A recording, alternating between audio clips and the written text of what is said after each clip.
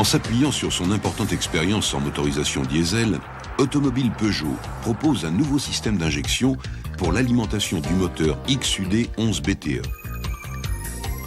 Réalisé par Lucas, cet ensemble d'injections, entièrement commandé par calculateur, permet de répondre aux normes les plus strictes en matière d'antipollution.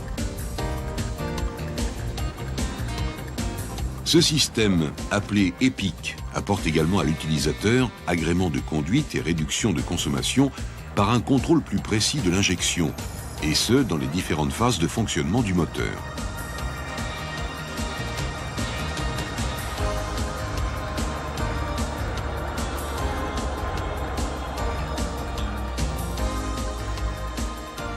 Une pompe d'injection diesel doit assurer 4 fonctions principales.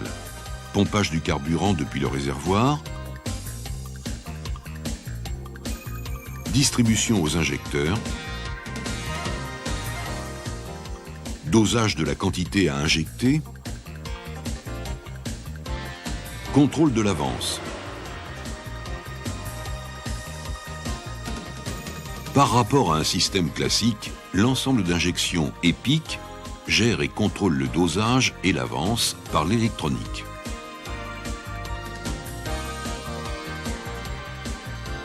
Différents capteurs envoient leurs informations au calculateur, qui détermine alors la stratégie de fonctionnement.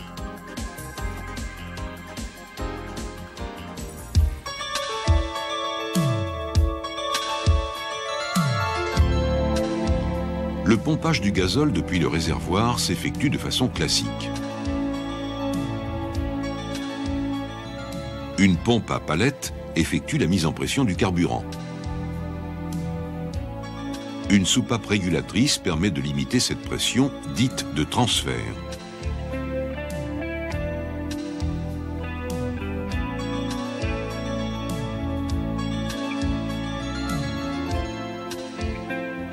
La distribution du carburant vers les injecteurs reste également identique au système classique.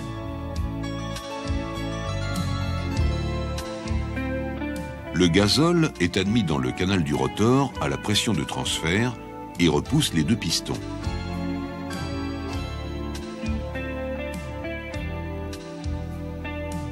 Sous l'effet des cames disposées en anneau, les pistons compriment le carburant qui est distribué à haute pression vers chaque injecteur.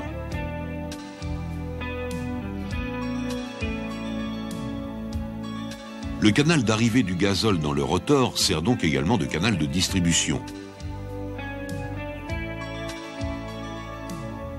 Sur la pompe EPIC, le rotor ne comporte qu'un seul orifice, qui sert à la fois à l'admission et à la distribution vers les injecteurs.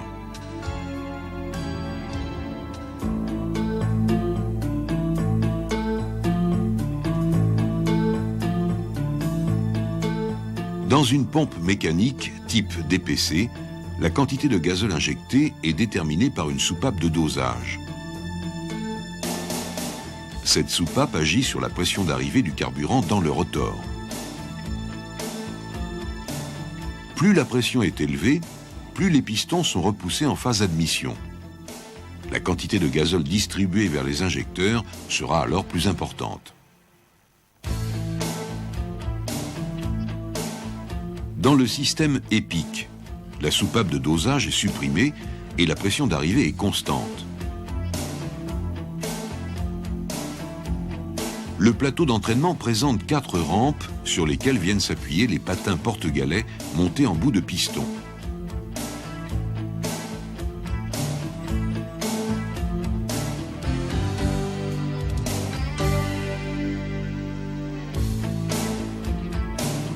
Le déplacement axial du rotor permet ainsi de modifier la course des pistons et donc la quantité de gazole emmagasinée. 2 électrovannes, débit plus et débit moins, commandés par le calculateur, permettent de contrôler la pression du vérin situé en bout de rotor et donc la position axiale du rotor. Ces 2 électrovannes fonctionnent en tout ou rien et sont donc soit ouvertes, soit fermées. L'ouverture de débit moins augmente le volume de carburant dans le vérin et le rotor se déplace vers une position de faible débit.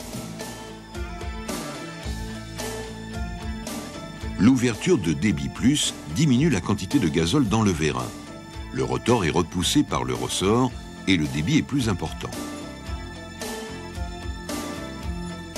L'information de position du rotor mesurée par un capteur est envoyée au calculateur qui peut alors décider de modifier les ordres envoyés aux électrovannes.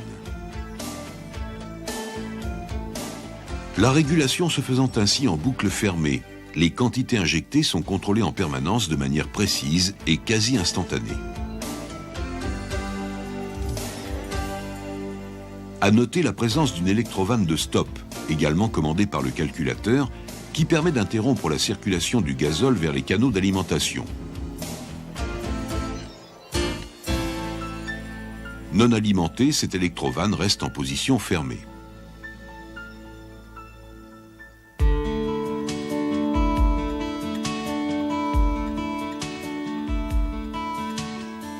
Dans le système DPC, la modification de l'avance est obtenue par rotation de l'anneau à cam. La pression de transfert commande un vérin qui fait tourner légèrement l'anneau à cam.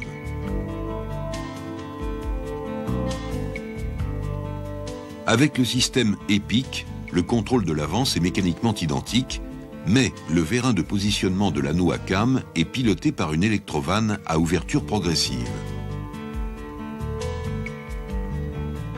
Un capteur placé sur ce vérin envoie au calculateur une information de position, permettant ainsi une régulation en boucle fermée. Pour le calcul de l'avance à l'injection, le calculateur a besoin de deux informations capitales: le régime moteur et le top d'injection dans le cylindre. Le capteur de régime moteur fournit un signal au passage de chacun des 4 pions situés sur le volant moteur.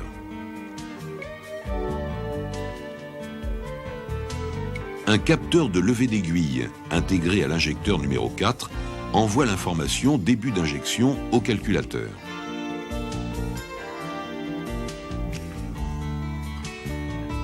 Avec ces indications, et selon les courbes mises en mémoire dans ces circuits, le calculateur peut alors décider de la valeur de l'avance.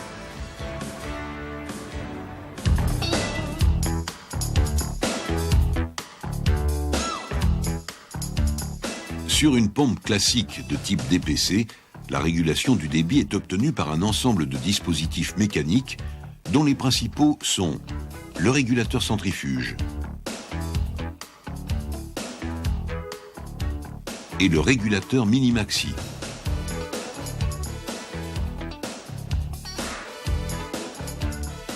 À noter également pour le départ à froid, un dispositif de surcalage et la commande de ralenti accéléré.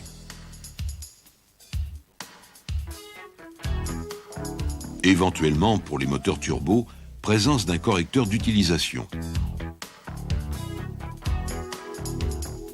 Avec le système EPIC, tous ces éléments sont supprimés et remplacés par des capteurs informant le calculateur des paramètres de fonctionnement.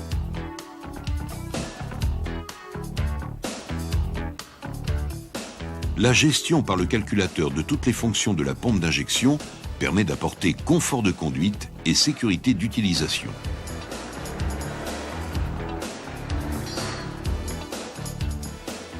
Pour l'agrément de conduite, le système EPIC prend en charge toutes les phases du fonctionnement moteur. À la mise du contact, le calculateur pilote le boîtier de pré-poste chauffage et ouvre l'électrovanne de stop.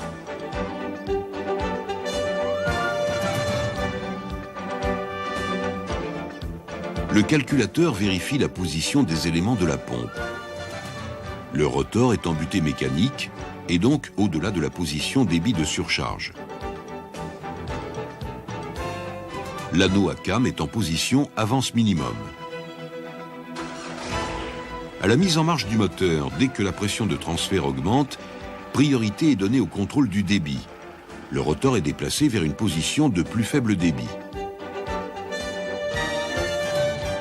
Puis, quand la pression est suffisante, le calculateur commande l'électrovanne d'avance. Dès que le moteur atteint son régime, et si le calculateur ne détecte aucun défaut, contrôle du débit et de l'avance en boucle fermée.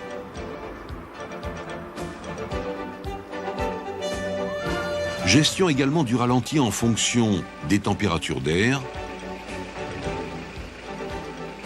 d'eau, de la pression d'air et de la vitesse du véhicule par un capteur implanté sur la boîte de vitesse.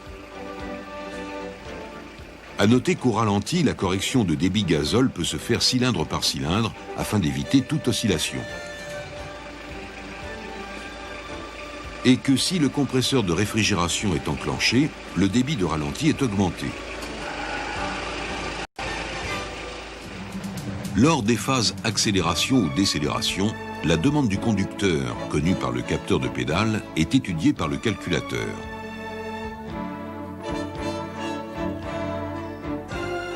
Celui-ci peut décider de temporiser légèrement la variation de débit pour permettre au groupe motopropulseur de basculer et de se mettre en contrainte sur ses supports, évitant ainsi les à-coups. Une augmentation temporaire du débit peut être appliquée pour améliorer les reprises.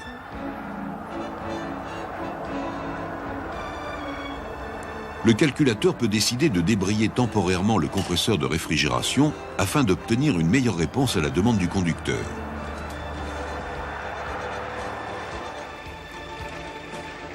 À la coupure du contact, le calculateur ferme l'électrovanne de stop et vérifie la chute du régime moteur. Le deuxième avantage de la gestion électronique est la possibilité d'adopter des stratégies de secours. Si le calculateur observe un défaut majeur, allumage au combiné d'un voyant et adoption d'une stratégie de secours.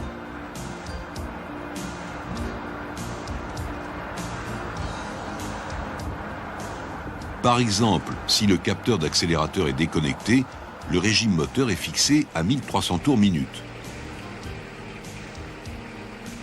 À noter que si ce défaut disparaît, la stratégie de secours continue. Elle est dite verrouillée. Seule la coupure et la mise du contact réinitialisent le calculateur.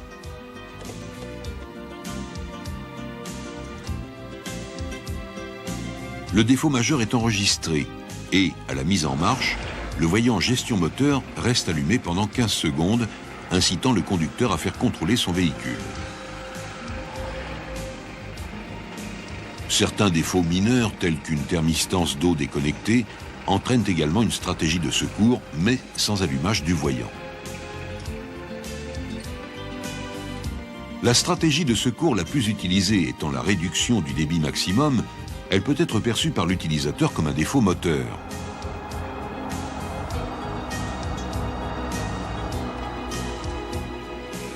À la coupure du contact, si l'électrovanne de stop est défaillante et que le moteur ne s'arrête pas, le calculateur ouvre l'électrovanne débit moins pour placer le rotor en position débit nul.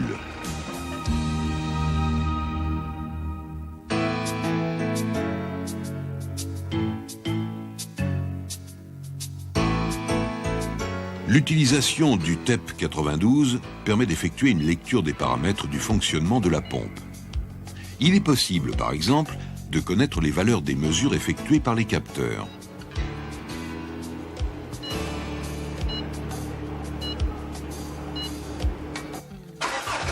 Le chapitre Contrôle rotor permet de vérifier la régulation en boucle fermée avec l'affichage de la position rotor demandée et la position mesurée.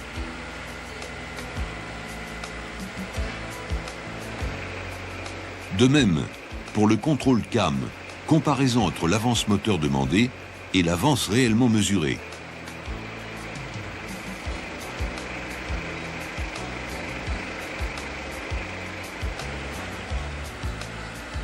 Avec indication du surcalage éventuel et de la correction de calage de pompe. Le contrôle débit nous indique les débits dans les différentes phases de fonctionnement.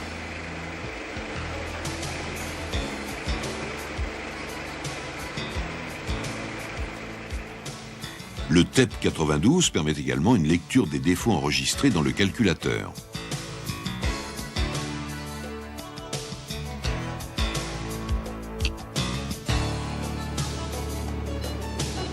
Les variables associées permettent de connaître les caractéristiques du défaut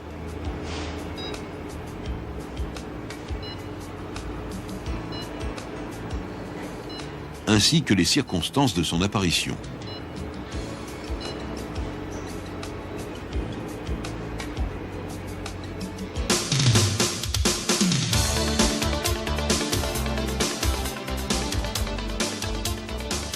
À la repose d'une pompe d'injection, il est nécessaire de procéder à un calage statique. Le moteur étant en position de calage, reposez la pompe en approchant les fixations.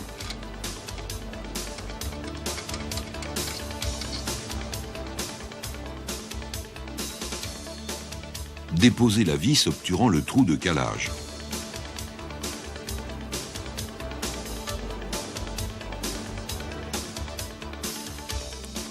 Attention, la position de cet orifice est obtenue par un réglage excentrique.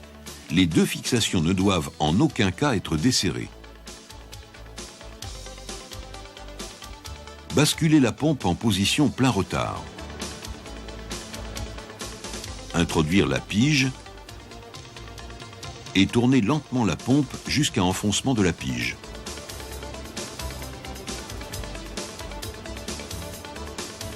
Serrez alors les fixations.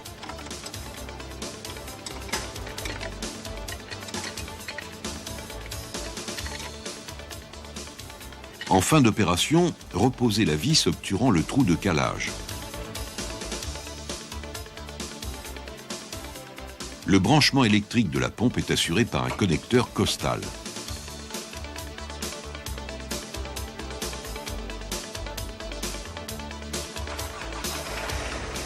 Le TEP 92 permet un contrôle dynamique du calage. Le moteur tournant à 3000 tours minute, le TEP doit afficher une correction de calage égale à 0 degré, plus ou moins 1,5 degré.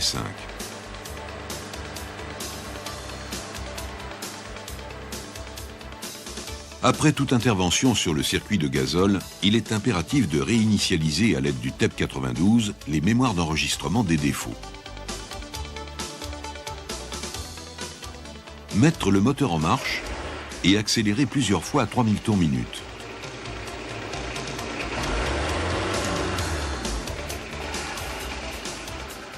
Couper le contact et le remettre. Effectuer un effacement des défauts.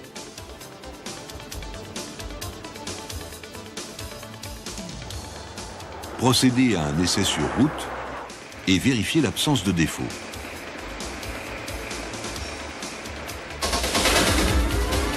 La gestion de l'injection par électronique apporte à l'utilisateur confort et sécurité et permet une interaction plus importante avec d'autres équipements embarqués, tels que l'ordinateur de bord, l'antidémarrage codé, le recyclage des gaz d'échappement ou EGR.